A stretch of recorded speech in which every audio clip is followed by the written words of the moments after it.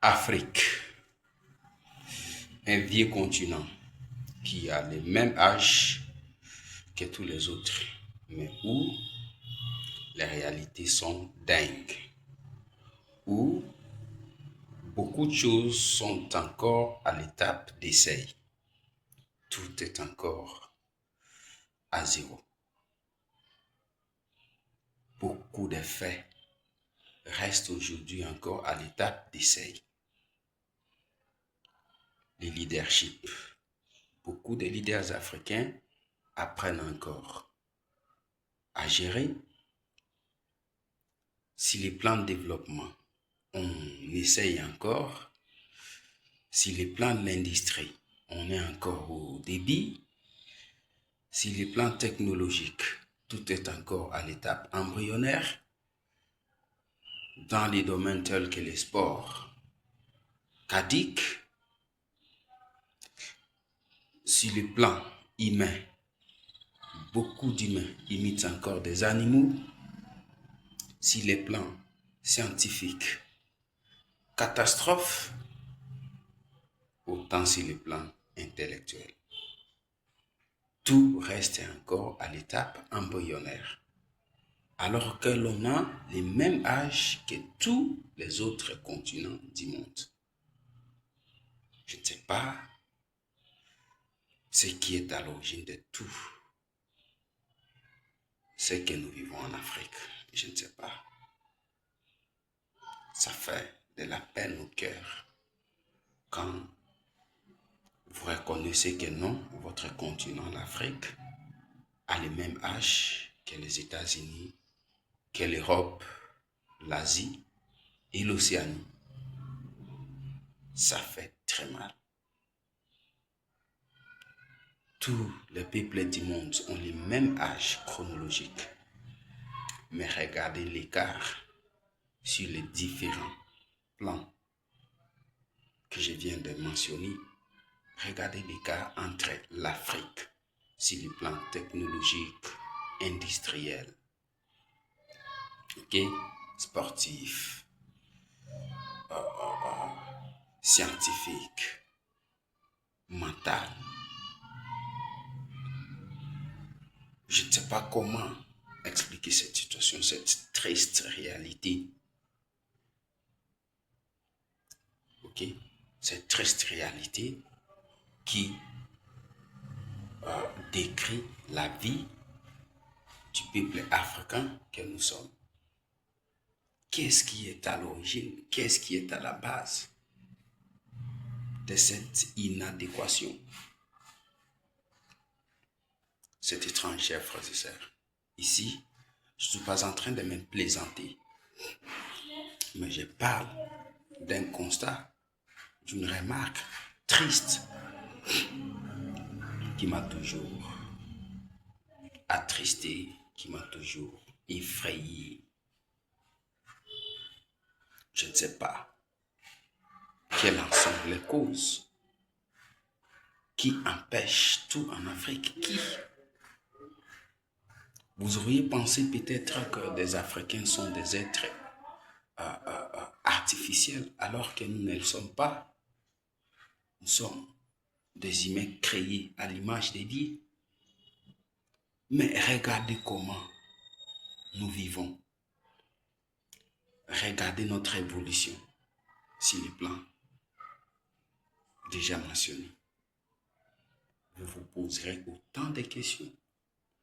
La chose grave, c'est que la majorité de ces peuples ne se rendent compte de rien. Les adultes se comportent en des gamins. Des choses sont en bouillabaisse. Ce sont des histoires telles que la sexualité, la reproduction, l'islamisation et la christianisation sauvage qui prévalent pour la majorité. C'est dans ces sujets que vous allez réaliser que les Africains battent les records. Mais pour le reste des choses, néant, négatif. un bilan lourd, un bilan sombre. Mais qu'est-ce qui ne va pas? Vous entrez dans une maison, ok? Vous faites l'évaluation des intellectuels africains, vous entrez d'une maison à l'autre. Qu'allez-vous voir? Vous allez trouver les intellectuels africains dans les armoires, ils présentent des assiettes. Vous trouverez rarement un seul ouvrage. Ils n'ont pas d'ouvrage. Ils sont des intellectuels. Vous allez parcourir beaucoup de pays africains. Vous trouverez peu de bibliothèques. Ce sont des églises, des mosquées, des bars qui regroupent autant de personnes. Mais allez voir dans les bibliothèques. Vous trouverez peut-être une seule ou deux personnes. Et ces gens-là se font appeler des intellectuels, des intelligents. Donc, ce qui permet l'évolution en Afrique, c'est ce qui est dédaigné, c'est ce qui est déconsidéré.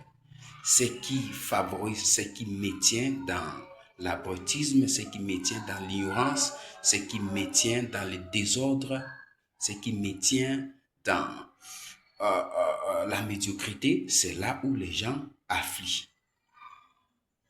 Une réalité contradictoire du reste du monde. Ça fait très mal. Et cette majorité est heureuse, contente dans cette vie de désordre, dans cette vie inappropriée aux humains. Dans les domaines politiques, c'est le pareil. La majorité de ceux qui gouvernent ne savent même pas le pourquoi de leur engagement. Ils sont serviteurs en Afrique, mais c'est contre leur propre pays qu'ils travaillent. C'est contre leurs nations et compatriotes qu'ils servent. Ils sont dirigeants en Afrique, mais c'est l'Occident, ce sont les intérêts occidentaux qui les préoccupent au premier plan, en défaveur de leur propre pays. Ce sont des origines, ce sont des identités étrangères qui les intéressent au lieu de l'air. Mais quel type d'humain? Qu'est-ce qui est dans la mémoire collective africaine? Des générations passent, mais les mêmes types d'hommes, les mêmes types d'humains reviennent jusqu'aujourd'hui. Vous auriez pensé peut-être que le problème c'est l'Afrique. Mais non, l'Afrique a tout ce dont on a besoin pour évoluer sur tous les plans économiques, technologiques, industriels, social. Mais rien n'y va depuis toujours. Le développement est resté loin d'atteinte. Tout est à l'étape embryonnaire, alors que l'on a le même âge que le reste des peuples du monde, chers frères et sœurs africains, la jeunesse. Cette situation nous aurait préoccupés au quotidien. Malheureusement que la masse absolue ne se rend compte de rien. Vous verrez des gens attirés par des activités sans gain, sans résultat, sans avantage pour eux-mêmes, autant pour les futures générations. Ce sont dans des désordres, c'est dans des créations de guerres, c'est dans la tuerie, c'est dans les désordres, donc à un niveau complexe.